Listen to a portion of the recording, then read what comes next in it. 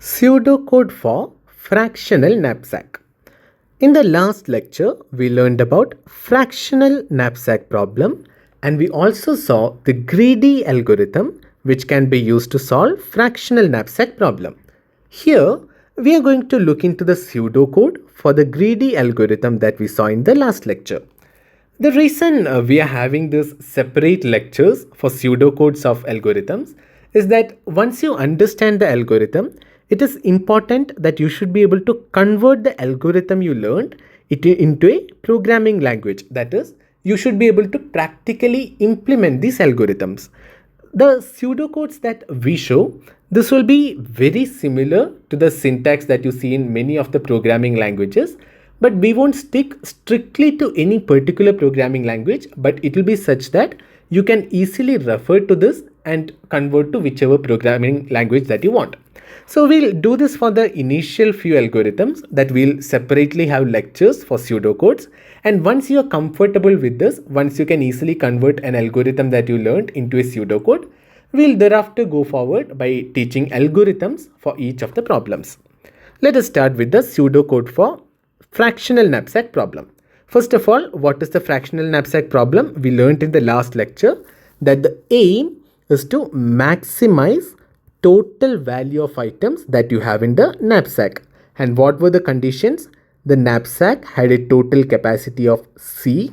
You will be provided with a lot of items, their corresponding profits as well as weights, and you want to identify those items which are to be put into this knapsack so that if you sell all the items in the knapsack, you should be able to find maximum profit. This is the problem that we solved. What were the steps that we followed? The first step that we followed was to calculate ratio of profit by weight for each of the items. Once you took the profit by weight ratio, what did you do? You sorted all the items, the list of items, according to the profit by weight ratio, and then you started greedily picking items one by one. And whenever you reached a position where you can't pick the entire item because of the limitation on capacity of knapsack, what did you do? You took the fraction of that last element. This is what we are going to do in this algorithm. Let us see how to write a pseudocode. Fractional knapsack. What is the input here? Input, as we already discussed, one is you should be told what is the capacity of the knapsack, and secondly, for each of the item, you should know what is the profit, what is the weight. So we'll consider a tuple array, that is an array of tuples where each element will have profit as well as weight of that particular element. So each entry in our array will have a profit and a weight. Okay. So you will have, let us say, an array and C, which is the capacity of knapsack. C is the total capacity. Maximum you can take that much of weight. What is the first step here? First step is to sort the given array. So how will you sort? You will sort the given array by, what is the condition here? You have to sort it by the ratio of profit by weight. This will give you the max, that too in the descending order. Okay. If you do this, you will get the item which is having the maximum profit per unit weight on top. So you have to sort by, let us say, profit by weight ratio, and you should do this in descending order. So these are the things you have to keep in mind. So once you do this sorting, you will have this array, that is an array of elements which is having profit and weight of each item. This will be sorted, and now you will have it in descending order of profit by weight ratio. Once you get this, once you have the sorted array, what should you do? You should have a variable which is to keep track of the total profit that you have till this point. So as of now, your total profit is 0. You are going to start inserting elements into the knapsack. How will you insert? You have a for loop for I is equal to, let us say, 0 to length of array minus 1. That is from starting of the array to the end. You are going to have a for loop. Inside this for loop, what should you do? Inside the for loop, you should initially have a condition, that is, if the capacity is exceeded, you should break out of it. That is, if capacity C means this is the initial capacity that you have as C. As we go forward with the algorithm, we'll be decreasing the value of C whenever we are inserting a new element. So if C becomes 0, if C is equal to 0, what should you do? You should break and come out of the loop, because you don't have any more space in knapsack. You can't continue with the loop. What is the next thing? If you have an item which is having total weight lesser than the capacity, that is, if the next item according to profit by weight ratio is having total weight lesser than capacity, what should you do? You should insert it. So if the next item, that is array of I dot weight, if the total weight of this item is less than or is equal to the remaining capacity, then what should you do? You should insert this item into the knapsack. So when you insert, what happens?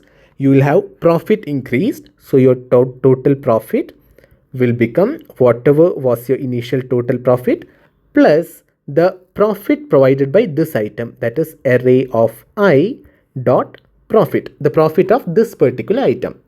And once you have the profit of item, one more thing you have to be careful is you have to update the capacity of this bag. So now you have a new element, which means, let me take this up.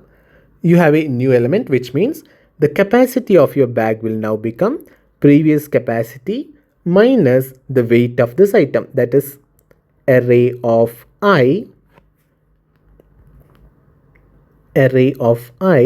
dot weight. Whatever be the weight of this item, that should be decreased. And the other cases, if let us say this weight less than or equal to C condition is not satisfied, that means if C was equal to 0, you would have already broken out of this loop.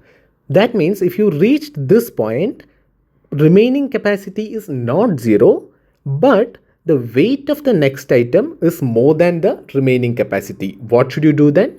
You should take a fraction of the item. So you should go to the else case. Else, what should you do? You should take only a fraction of the item. What should be the fraction? The fraction should be the capacity of the bag, whatever be the remaining capacity of the bag, divided by weight of the item. So let us say a array of I dot weight. So the weight of this item, you should divide capacity by the weight of this item so as to get the fraction of this item that can be inserted. And accordingly, you have to update the total profit you have and the capacity. So let us take this up. So the total profit can be updated as whatever was your previous total profit, that plus only the fraction of this item, that is in the actual profit is AR of I dot P, but you can't take this complete profit. Instead, you are only getting this into the fraction, because only the fraction is what you are inserting. So the profit will also be only that much of the total profit. So now you have total profit stored in this. And what about the capacity? Because this is the last item you can add, the capacity is 0, because you are adding fraction because remaining capacity is not good enough and you already depleted the complete capacity. So your capacity of the bag will be 0 now. And once you are done with this loop, this for loop, what does it mean? You have gone through all the items and you can return. So once you are out of this for loop, you can return total profit. This is what you can return. Let us just see this algorithm once, what we did in this algorithm. Initially, we sorted the array that is provided, tuple array. We sorted it in descending order so that the largest value comes first. We sorted the array by the ratio of profit to weight in descending order. Once that is done, this step took up order of n log n time. N log n is required for sorting, right? After that, you initialized a variable that is order of 1. Then you started a loop from 0 to n, that is order of n. And inside this loop, what did you do? You're breaking out if c is equal to 0. This is a constant operation.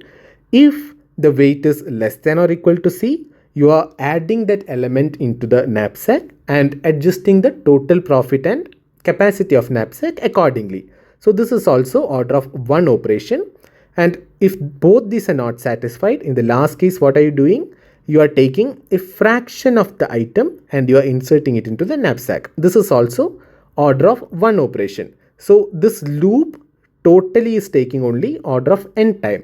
So which is the largest value here? Order of n log n, which means the time complexity of this algorithm is order of n log n. And what about the space complexity? Coming to space complexity, in the last lecture, we discussed that space complexity of this algorithm is order of 1, but there is a catch here. Many times when people implement fractional knapsack algorithm, what they do is they'll take additional space here for taking the ratio of profit by weight in a different array. So if you take additional space, that will be order of n. But if you are not taking additional space but simply doing the comparison of sorting using profit by weight ratio, then it should be order of 1 space only. You don't have to take order of n space. Okay. So this is by considering that the input is tuple array. Okay. You're having an array of tuples of profit and weight of each element. So this is the pseudocode for fractional knapsack algorithm. Its time complexity is order of n log n and space complexity is order of 1.